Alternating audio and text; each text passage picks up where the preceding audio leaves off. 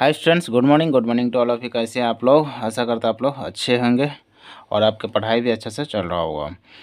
आप लोग का प्रिपरेशन ज़ोरों शोरों से होगा क्योंकि एग्ज़ाम 3 मार्च 2023 से शुरू होने वाली है और ये आपका जो टेस्ट पेपर है ये भी आई थिंक आप लोग को कंप्लीट हो रहा होगा क्योंकि ये क्वेश्चन 45 क्वेश्चन जो आपको आएगा, जो 50% होगा आपको 90 मार्क्स का।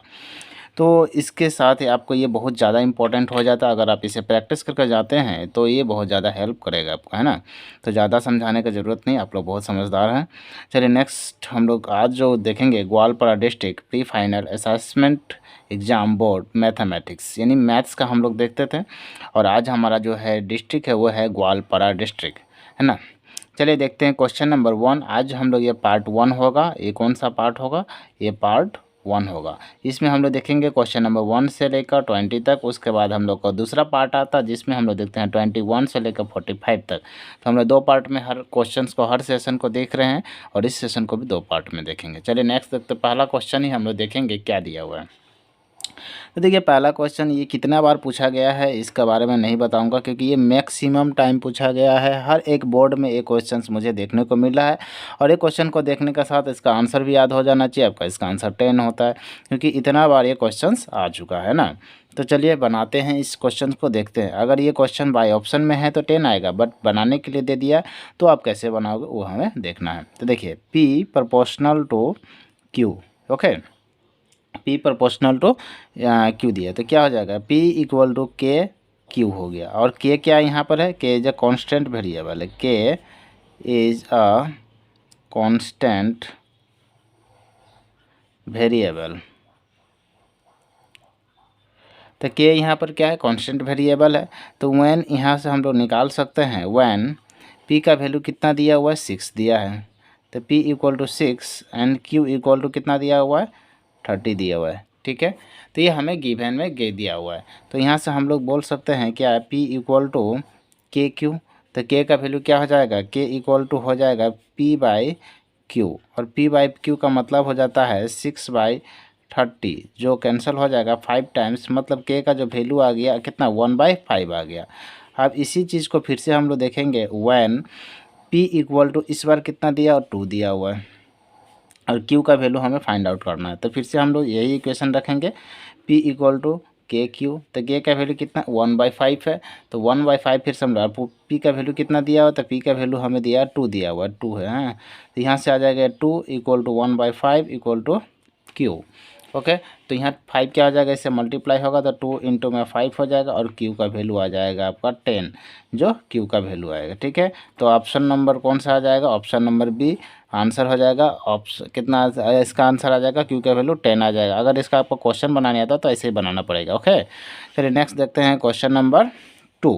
क्वेश्चन नंबर 2 में क्या दिया? Which of the following will have 1 in the unit place. तो देखिए कौन सा जो नंबर है जो 1 यूनिट प्लेस में आना चाहिए, 1 जिसका स्क्वायर करने पर, है ना, स्क्वायर में है। तो देखिए किसी का भी, तो 19 का अगर स्क्वायर करे तो यूनिट प्लेस को स्क्वायर करना चाहिए। तो 9 का स्क्वायर करने पर कितना आ जाएगा? 81। इसी का लास्ट में कितना आ रहा है? 1 आ रहा है। तो यही हो जाएगा इसका आंसर। क्यों? 4 का स्क्वायर कितना होगा? 16। ये नहीं आ रहा यूनिट प्लेस में। 8 का स्क्वायर 64 होता है, लास्ट में 4 आ जाएगा। 0 का स्क्वायर 0 ही हो जाएगा। तो यूनिट प्लेस में हमें 1 चाहिए था, 1 सिर्फ किस में आ जाएगा? 19 में आ जाएगा, है ना। चलिए नेक्स्ट देखते हैं question number 3। Next question number 3 क्या दिया है? Which of the following is not rational number. Rational number नहीं होना चाहिए। तो देखिए रेशनल नंबर नहीं होने के लिए क्या डिपेंड करता है कि जो रेशनल नंबर होता है, यहाँ थोड़ा सा इसमें कॉन्सेप्ट बता रहा हूँ। रेशनल नंबर पहला पॉइंट है वो P/Q का फॉर्म होना चाहिए, फर्स्ट ऑफ ऑल। दूसरा चीज़ ये होना चाहिए कि वो टर्मिनेट होना चाहिए, टर्मिनेट होना चाहिए। अगर वो टर्मिनेट नहीं हो रहा है तो ये चीज़ और रखिएगा, तो उसका कुछ न कुछ क्या होना चाहिए? फॉलो होना चाहिए। जैसे कि यहाँ पर देखिए पहला बात से 22/7, ये क्या है? P/Q का फॉर्म में, तो ये क्या हो जाएगा? ये रेशनल नंबर है। ये देखिए ये पूरा टर्मिनेट है, मतलब पॉइंट है यहाँ तक, ये टर्मिनेट हो गया, ये भी क्या है? रेशनल है। इसमें देखिए एक आपका 1 2 0 क्या फॉलो हो रहा है? एक सीक्वेंस फॉलो हो रहा है। फिर से 1 2 0 आएगा तो सीक्वेंस फॉलो भी होगा, तो वो भी रेशनल नंबर में आता है। बट इसमें देखिए 0 1 2 0 1 2 फिर डबल जीरो आ गया। अभी और कितना जीरो आ रहा है, तो इसमें कोई सीक्वेंस फॉलो नहीं हो रहा था, सीक्वेंस फॉलो नहीं हुआ है और वो टर्मिनेट भी नहीं हुआ है। तो ऐसा को जो हम लोग क्या करेंगे वो बोलता है इरेशनल नंबर, और इसका आंसर क्या आ जाएगा, ऑप्शन डी। ओके, चलिए नेक्स्ट देखते हैं। ऐसे अगर इरेशनल नंबर में है तो पाई भी क्या होता है, एक इरेशनल नंबर है, बट इसका जो वैल्यू होता है वो 22/7 वो एक रेशनल होता है, बट पाई एक इरेशनल नंबर है।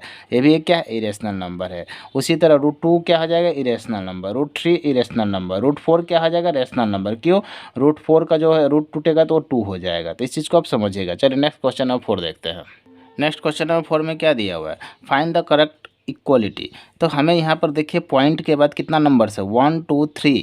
तो पॉइंट हटाएंगे तो कितना नीचे आएगा, 3 जीरोस आएगा। यहाँ पर कितना जीरोस है, 5 जीरोस है, तो ये तो होगा ही नहीं।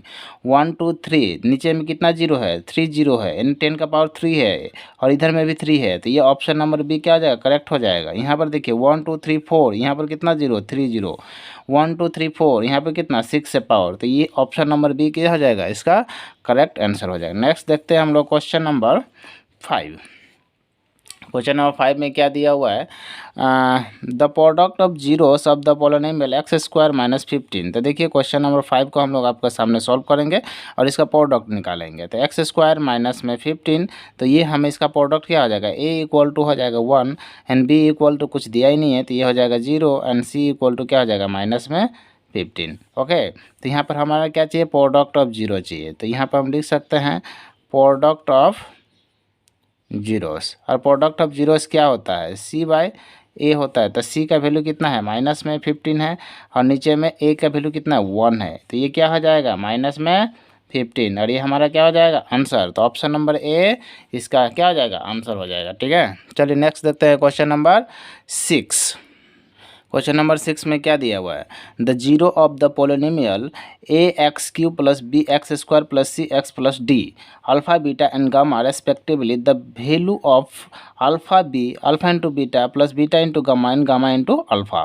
तो ये है क्यूबिक पोलिनोमियल। क्या दिया, सबसे पहले तो ये समझिए ये क्यूबिक पोलिनोमियल है, ये समझना पड़ेगा आपको। क्यों क्यूबिक है, क्योंकि पावर में क्या है, ये 3 दिया है, तो ये क्यूबिक पोलिनोमियल है।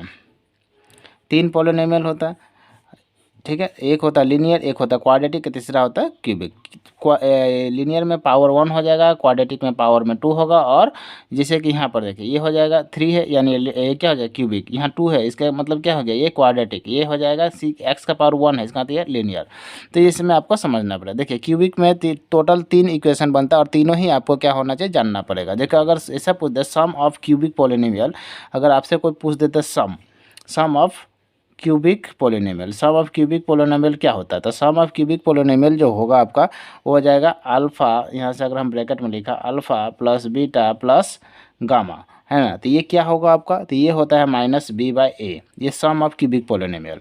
अब इसका बाद प्रोडक्ट अब पूछ दे तो यहाँ पर हो जाता है प्रोडक्ट ऑफ क्यूबिक पोलिनोमियल। तो क्यूबिक प्रोडक्ट में क्या आ जाएगा, अल्फ़ा बीटा एंड गामा। तो इसका आंसर क्या आ जाएगा, तो अल्फ़ा बीटा गामा में आ जाता है -d/a, ये इसका हो जाता है। और एक होता है 2, प्रोडक्ट करने के बाद ट्विंस के साथ, ट्विंस का मतलब 2 एक बार, जैसे इसमें दिया है एक बार 2 एक साथ, 2 एक साथ, 2 एक साथ, 2 करके दिया जाए, 2 टाइम्स करके देगा, तो इसका क्या हो जाएगा, तो इसमें आ जाता है देखिएगा alpha into beta plus beta into gamma plus gamma into alpha.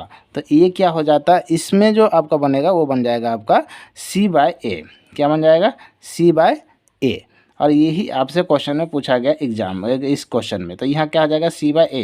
तो यहाँ आपसे ऐसा नहीं है कि ये दोनों नहीं पूछा जाएगा, ये दोनों भी दूसरा सेट में पूछा जा चुका है, दूसरा डिस्ट्रिक्ट में, बट आपसे इस डिस्ट्रिक्ट में ये वाला क्वेश्चन पूछा, तो ये दोनों को भी आपको नोट डाउन करना चाहिए और अच्छा से इसे भी ध्यान से पढ़ना चाहिए, ये दोनों को। तो ये टोटल इसमें 3 कंडीशन है, और ये आपको ये तीनों कंडीशन याद होना चाहिए। तो थर्ड कंडीशन का एग्जाम इसमें आपको पूछा था, ये दोनों कंडीशन भी आपको जानना चाहिए। चलो नेक्स्ट देखते हैं क्वेश्चन नंबर 7।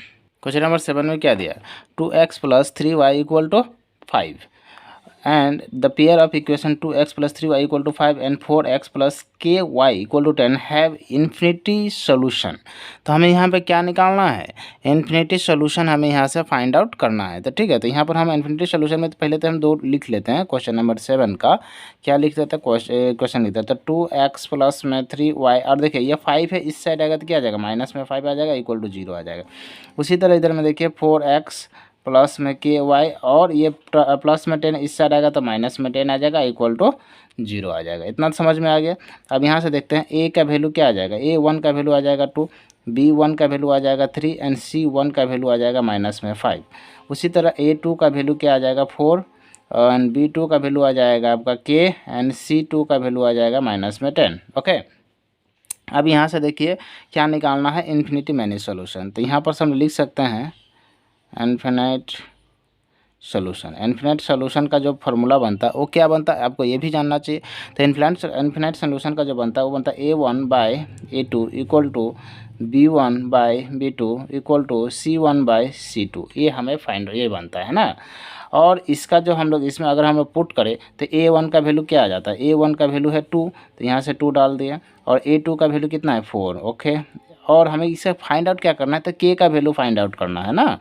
द इक्वेशन है यहाँ पर देखिए find the value of K, क्योंकि K इक्वल टू सब में दिया तो K का कहीं भी मिल जाए। तो B2 का वैल्यू, B1 का वैल्यू कितना है 3, और B2 का वैल्यू है K, और आगे हमें फाइंड आउट करने की जरूरत है क्योंकि K यहीं से हमें फाइंड आउट मिल जाएगा। तो यहाँ से 2 से 1 टाइम्स, 2 से 2 टाइम्स कर देते हैं। तो देखिए 2 × 3 कितना आ जाएगा, 2 × 3 करने पर यह आ जाएगा 6। तो K इक्वल टू कितना आ जाएगा 6। 2 एक क्रॉस कर दिए, K को 1 से मल्टीप्लाई करेंगे तो K ही आ जाएगा, और 2 को 3 से मल्टीप्लाई करेंगे तो 6 आ जाएगा। तो K का वैल्यू कितना आ गया आपका 6 आ गया। तो ऑप्शन नंबर देख लेते हैं कौन सा ऑप्शन होगा। तो K equal to 6, option number D ये आपका करेक्ट आंसर होगा। क्लियर है, कोई डाउट तो आप पूछ सकते हैं, चाहे नहीं तो चलिए नेक्स्ट देखते हैं क्वेश्चन नंबर 8। नेक्स्ट क्वेश्चन क्या दिया, चलिए हम लोग देखते हैं क्वेश्चन नंबर 8। और 8 नंबर में पर क्या क्या दिया हुआ है question, which of the following pair of equation have unique solution. हमें यूनिक सोल्यूशन इसमें से कौन सा होगा वो हमें फाइंड आउट करना है। तो ये सबसे पहले यूनिक सोल्यूशन निकालने से पहले आपको यूनिक सोल्यूशन का इक्वेशन जानना पड़ेगा, क्योंकि अगर इक्वेशन ही नहीं जानोगे तो कैसे निकालोगे। तो ये हो जाता है यूनिक सोल्यूशन। ठीक है, यूनिक सोल्यूशन। और यूनिक सोल्यूशन का जो आपका जो इक्वेशन बनता है वो क्या बनता है, A1/A2 not equal to B1/B2। ये है यूनिक सोल्यूशन। ओके, अब देखते हैं ये इस पर कौन सा बैठता है। तो देखिए A का वैल्यू यहाँ पर क्या है 2, तो हम यहाँ पर 2 डालते हैं, और यहाँ पर A1 का वैल्यू 2, और A2 का वैल्यू यहाँ पर कितना है 4।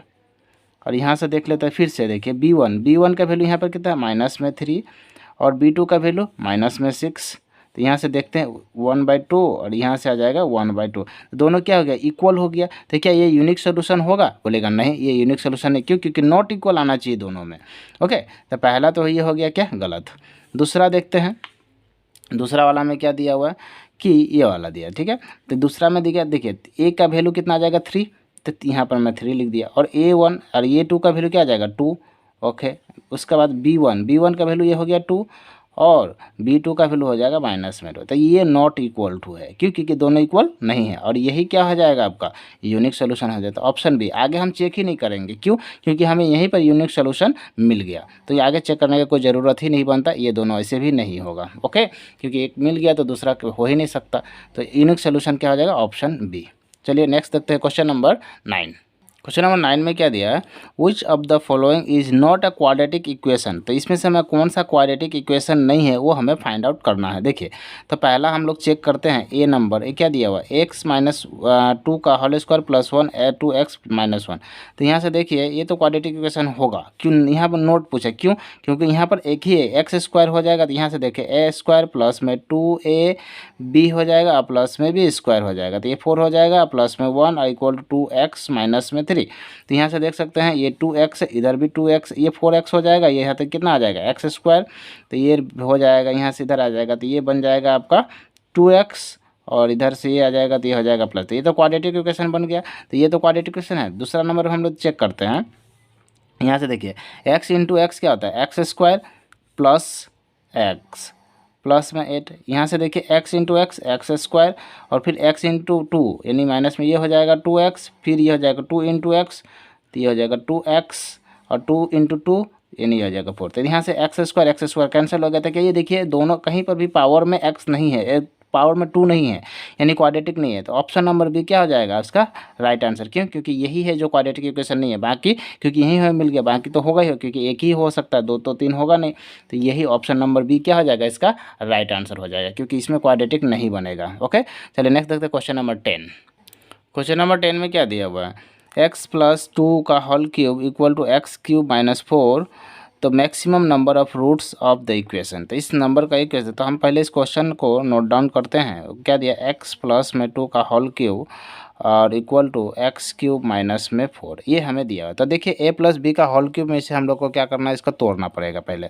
तो ए प्लस बी का होल क्यूब क्या होता है, तो ये होता है ए क्यूब प्लस में 3a² b plus 3ab² ab² plus में बी क्यूब यानी 2 का क्यूब इक्वल टू क्या हो जाएगा, एक्स क्यूब माइनस में 4।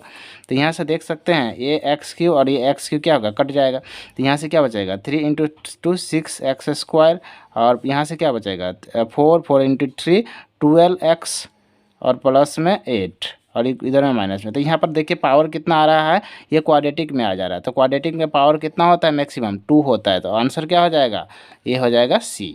Okay, option number C. क्यों सी हुआ, क्योंकि एक्स का पावर में हाईएस्ट में 2 है, उसके ज़्यादा नहीं है, क्योंकि ये एक्स तो कैंसिल ही हो गया। नेक्स्ट चलते हैं क्वेश्चन नंबर 11 देखना है। नेक्स्ट क्वेश्चन नंबर 11 क्या दिया है, द 2 पॉलीगॉन, 2 पॉलीगॉन है। पॉलीगॉन समझते हैं एक से ज़्यादा जो उसका मान लीजिए ट्रायंगल हो गया या फिर क्वाड्रिलेटर हो गया, उस तरह का उसका पॉलीगॉन बोलता है, ठीक है। तो 2 polygons of the same numbers of the sides are similar if their corresponding angle are equal. ये क्या होता है, जिसका कोरस्पॉन्डिंग एंगल आर क्या हो जाएगा, इक्वल हो जाएगा। क्यों, क्योंकि वो सिमिलर है। सिमिलर के क्या होता है, कोरस्पॉन्डिंग एंगल क्या हो जाता है, इक्वल हो जाता है। क्वेश्चन नंबर 11 का ए हो जाएगा, ठीक है। चलिए नेक्स्ट देखते हैं क्वेश्चन नंबर 12। क्वेश्चन नंबर 12 में क्या दिया हुआ है, A B in a triangle A B C and triangle P Q R we have दिया हुआ, ये हमें कंडीशन दिया है। 2 ट्रायंगल दिया है और 2 इतना कंडीशन दिया है। तो हमसे पूछ रहा है क्या कि कौन सा ट्रायंगल एक दूसरे का कॉन्ग्रुएंट होगा। ये जो सिंबल है उसे हम लोग बोलते हैं कॉन्ग्रुएंट, ठीक है। तो यहाँ पर सबसे पहले हम 2 ट्रायंगल बनाएंगे और उससे हम फाइंड आउट करेंगे। तो देखिए 2 ट्रायंगल हम यहाँ से, एक ट्रायंगल ये बना रहे हैं और एक ट्रायंगल ये बना रहे हैं। ओके, अब देखिए A B equal to Q R है। तो यहाँ पर ए दे सकते हैं, इधर में बी दे सकते हैं। तो यहाँ पर क्या दे देंगे, क्यू दे देंगे, इधर में आर दे देंगे, क्योंकि दोनों इक्वल है। B C equal to P R, तो यहाँ से क्या आ जाएगा, पी आ जाएगा। अब देखते हैं क्या क्या कॉन्ग्रुएंट बन सकता है। देखिए ए बी सी, तो यहाँ से triangle A B C congruent क्या हो जाएगा, क्यू आर पी, और ये भी ट्रायंगल कौन, तो एक ये ट्रायंगल। दूसरा क्या बन सकता है, बी सी ए, ट्रायंगल में क्या आ जाता है, बी सी ए, ये भी कॉन्ग्रुएंट बनेगा। आर पी क्यू का, आर पी एंड क्यू का। लास्ट जो कॉन्ग्रुएंट बनेगा आपका सी ए बी, और यहाँ से लिया तो ये भी लेना पड़ेगा ट्रायंगल पी क्यू आर, और ये 3 ही कॉन्ग्रुएंट बन सकता है, इसके अलावा नहीं बन सकता है। अब हमें क्वेश्चन में कौन सा ऑप्शन मैच हो रहा है वही आंसर हो जाएगा। ओके, तो चलिए देखते हैं। ए बी सी कहीं है क्या, ए बी सी है बट पी क्यू आर है, ये क्यू आर है, ये तो नहीं होगा, ये वाला नहीं है। फिर ए बी सी और कहीं नहीं है, नहीं दिया हुआ। ओके, कोई बात नहीं। दूसरा देख लेते हैं, सी ए बी है क्या, सी ए बी हाँ है, लेकिन एक और होना चाहिए पी क्यू आर भी है, यानी ये वाला दिया हुआ है, और यही क्या हो जाएगा, कॉन्ग्रुएंट हो जाएगा। ओके, तो ऑप्शन बी क्या हो जाएगा, राइट आंसर हो जाएगा। कैसे निकाला आपको पता चल गया। चलिए नेक्स्ट देखते हैं हम लोग क्वेश्चन नंबर 13। क्वेश्चन नंबर 13 में क्या दिया है, the distance of the point from y axis. तो कभी भी अगर आपका वाई एक्सिस पूछ दे, ध्यान से समझिएगा, वाई एक्सिस पूछ दे तो एक्स का जो वैल्यू होता है वो हमेशा 0 होता है। अगर तो आपसे एक्स एक्सिस पूछ दे तो वाई का वैल्यू जो हमेशा क्या आएगा, वो 0 आएगा। तो यहाँ से क्या पूछा, वाई एक्सिस है ना, और वाई एक्सिस में, अच्छा इसमें वैल्यू कुछ दिया है क्या, अच्छा यहाँ से हमको पता नहीं चला था। ओके, यहाँ पर ये असामिस में दिया हुआ है लेकिन इंग्लिश में नहीं दिया हुआ, तो मुझे ऐसा लगा कि वाई एक्सिस का क्या हो जाएगा। ठीक है, ये भी सही है, बट अगर आपका वैल्यू नहीं दिया जाए तो ये सही हो जाता है। बट आपको यहाँ पर देखिए, अगर वाई एक्सिस दिया है तो एक्स का वैल्यू देखना है, और एक्स एक्सिस दिया है तो वाई एक्सिस दे, बात एक ही है। वाई एक्सिस है तो एक्स का वैल्यू देखेंगे और एक्स एक्सिस में वाई का वैल्यू देखेंगे। तो हमसे क्या पूछा है, वाई एक्सिस पूछा है तो एक्स का वैल्यू देखेंगे, तो एक्स का वैल्यू कितना आ जाएगा, ये 4 आ जाएगा। और एक बात याद रखिएगा, हमेशा जो डिस्टेंस होगा वो पॉजिटिव होगा। अगर माइनस भी दिया तो उसका आंसर क्या हो जाएगा, पॉजिटिव ही मारना है, नेगेटिव नहीं मारना। अगर -4 होता फिर भी आंसर 4 ही होगा, पॉजिटिव में, प्लस में। ओके, तो वाई एक्सिस पूछेगा तो एक्स का जगह देखना है, और एक्स एक्सिस देखेगा तो वाई का देखना है, लेकिन आंसर क्या हो जाएगा, वो पॉजिटिव में आएगा, नेगेटिव में कभी भी नहीं आएगा। ठीक है, चलिए नेक्स्ट देखते हैं question number 14। Next question number 14 क्या है, डिस्कस नहीं, distance between the point A 1 है, 0 है, एंड -1 है और 0 है। तो यहाँ से हम लोग इस चीज़ लिख सकते हैं। देखिए, अगर यहाँ पर दिया हुआ है तो क्या लिख सकते हैं, ए का वैल्यू दिया हुआ मान लीजिए 1 एंड 0, और बी का वैल्यू क्या दिया हुआ है -1 और कॉमा में 0, ये दिया हुआ है। तो हमें यहाँ से देख सकते हैं एक्स और वाई है, तो ये x1 का वैल्यू कितना आ जाएगा 1, और y1 का वैल्यू कितना आ जाएगा 0। इसी तरह x2 का वैल्यू कितना आ जाएगा -1, और y2 का वैल्यू कितना आ जाएगा 0। अब इसमें हम लोग फार्मूला लगा सकते हैं। अब फार्मूला लगाएंगे तो क्या फार्मूला लग जाएगा आपका, ये आपको अच्छी तरह से पता है, x2 - x1 का होल स्क्वायर और प्लस में y2 - y1 का होल स्क्वायर, ये फार्मूला होता है ना।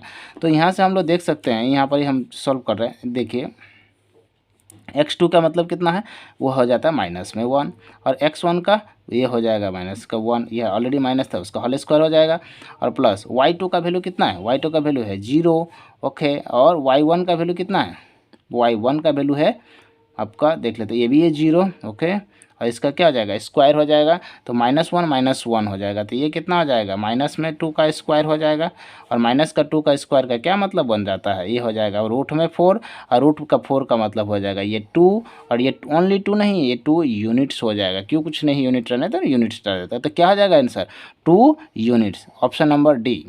Okay, any doubt, I think the doubt नहीं होगा। चलिए नेक्स्ट देखते हैं, क्वेश्चन नंबर आपका जो हो जाएगा वो हो जाएगा 15, और 15 नंबर क्वेश्चन क्या दिया हुआ है, चलिए हम लोग देखते हैं ना। If the point B and 7 lie the y axis then the value of B. अब हमसे यहाँ से क्या क्वेश्चन पूछ रहा है कि किसका बी का वैल्यू हमें पूछा जा रहा है। अब बी कहाँ पर है, बी आपका है एक्स एक्सिस पर, तो हमें किसका वैल्यू पूछ रहा है, तो जब भी आपका वाई एक्सिस में यहाँ से पूछे, वाई एक्सिस है ना, तो वाई एक्सिस में एक्स का वैल्यू क्या हो जाएगा ऑलवेज 0 हो जाएगा। तो ये भी बताया है ना मैंने, ये चीज़ देख सकते हैं, यही चीज़ बताया था, वाई एक्सिस में एक्स का वैल्यू हमेशा क्या आता है 0 होता है। तो यहाँ पर हमसे क्या पूछा है देख लेते हैं, वाई एक्सिस पूछा है, ऑन वाई एक्सिस, तो एक्स का वैल्यू इसमें क्या आ जाएगा 0 हो जाएगा, यानी बी का भी वैल्यू क्या हो जाएगा, बी किसका जगह पर है एक्स का जगह पर है, तो बी का वैल्यू क्या हो जाएगा 0 हो जाएगा। ओके, चलिए नेक्स्ट देखते हैं क्वेश्चन नंबर 16। नेक्स्ट क्वेश्चन देखिए, क्वेश्चन में थोड़ा करेक्शन था, यहाँ प्लस था, हम यहाँ मल्टीप्लाई होगा एक्चुअली, तो इस चीज़ को हम लोग समझेंगे है ना। तो ये दिया 2 × 10 30, ये क्वेश्चन में प्लस दिया हुआ है, बट इसको करेक्शन करना है, वही हमें मल्टीप्लाई होगा, क्योंकि ये बुक्स का क्वेश्चन है तो इसको मैं देखा हूँ, तो यहाँ पर प्लस नहीं होगा, ये गलती से हो गया 10² 30। तो यहाँ से देख सकते हैं हम लोग क्या लिख सकते हैं, 2 हो गया, और 10 30 कितना होता है, तो 10 अगर आपको देखेंगे तो 10 30 जो आपको मिलेगा, और यहाँ आपको पता है अच्छी तरह से कि 10 30 अगर देखा जाए तो 1/√3 होता है, कितना होता है 1/√3, ओके, और 1 + 10² 30, तो यानी 1/√3 का स्क्वायर हो जाएगा, इतना आपको पता चल गया। अगर ये आगे देखेंगे तो ये कितना आ जाएगा 2 × रूट, ये तो सॉरी ये तो मल्टीप्लाई में है, तो ये हो जाएगा 2/√3, और इधर से कितना आ जाएगा 1 + 1/√3, √3 का स्क्वायर ओनली 3 होता है, इस चीज़ को आप समझिएगा। तो यहाँ से इसको अगर हम डिवाइड करें तो कितना होगा 3 1 जा 3 और +1, तो 4/3, इसका हम लिख सकते हैं 4/3। तो इसको अगर हम ऐसे लिख सकते हैं √3/3, और ये 3 क्या हो जाएगा ऊपर चला जाएगा, नीचे में 4 हो जाएगा, क्लियर है। 2 से ये 2 टाइम्स कटेगा। अब यहाँ से देखिए ये √3 है, तो यहाँ से हम लोग ऐसे लिख सकते हैं, इस 3 को क्या लिख सकते हैं √3 × √3 लिख सकते हैं, क्योंकि एक नॉर्मल 3 में 2 3 छिपा रहता है, और ये √3 × में 2, √3 से √3 कैंसल, तो यहाँ से क्या बचेगा √3/2। अब हमको ये देखना है कि √3/2 किसका वैल्यू आता है, तो √3/2 जो होता है वो sin 60 का वैल्यू होता है, किसका वैल्यू होता है sin 60, तो हम इसको लिख सकते हैं sin 60, तो ये sin 60 इक्वल टू होता है √3/2, और ऑप्शन नंबर ए इसका क्या हो जाएगा राइट आंसर हो जाएगा। तो आई थिंक ये समझ में आपको आ गया होगा, और उसी के साथ चलिए देखते हैं क्वेश्चन नंबर 17। क्वेश्चन नंबर 17 में क्या बोलता है देखिए, sin 2a = 2 sin a, तो यहाँ पर हम समझेगा इसको कि क्वेश्चन नंबर 17 को भी देख ही लेते हैं ना कि क्या दिया हो। तो यहाँ पर दिया हुआ आपका sin 2a = 2 sin a, तो यहाँ पर a का वैल्यू क्या था, a का वैल्यू अगर आप 0 रखते हैं तो इसका वैल्यू सेटिस्फाइड हो जाएगा दोनों साइड। तो देखिए sin 2 a का वैल्यू अगर हम 0 रखते हैं हम तो 0, और 2 sin 0, तो यहाँ पर हो जाएगा क्या sin 0, और यहाँ पर देखिए sin 0 0, तो 2 × 0, तो sin 0 क्या होता है 0 = 0, और ये सेटिस्फाइड हो गया, तो इसका आंसर क्या हो जाएगा 0। ओके, नेक्स्ट देखते हैं question number 18। Next question number 18 में क्या दिया हुआ है, 8 cosec square a - 8 coat square है, तो ये देखिए 8 कोसेक स्क्वायर ए माइनस 8 कोट स्क्वायर ए। तो यहाँ से 8 को कॉमन ले लीजिए, तो क्या हो जाएगा कोसेक स्क्वायर ए माइनस में कोट स्क्वायर ए। तो इसका जो वैल्यू 1 आ जाएगा, तो 8 इंटू 1 ये क्या हो जाएगा 8 हो जाएगा, और ऑप्शन नंबर सी आपका सही हो जाएगा। ओके, देखिए how many tangent can be drawn a circle. तो एक अगर हम पैरेलल रहता तो 2 होगा, लेकिन अगर आप पैरेलल वर्ड नहीं दिया जाए तो हमेशा इन्फिनिटी होता है। ठीक है, तो इस चीज़ को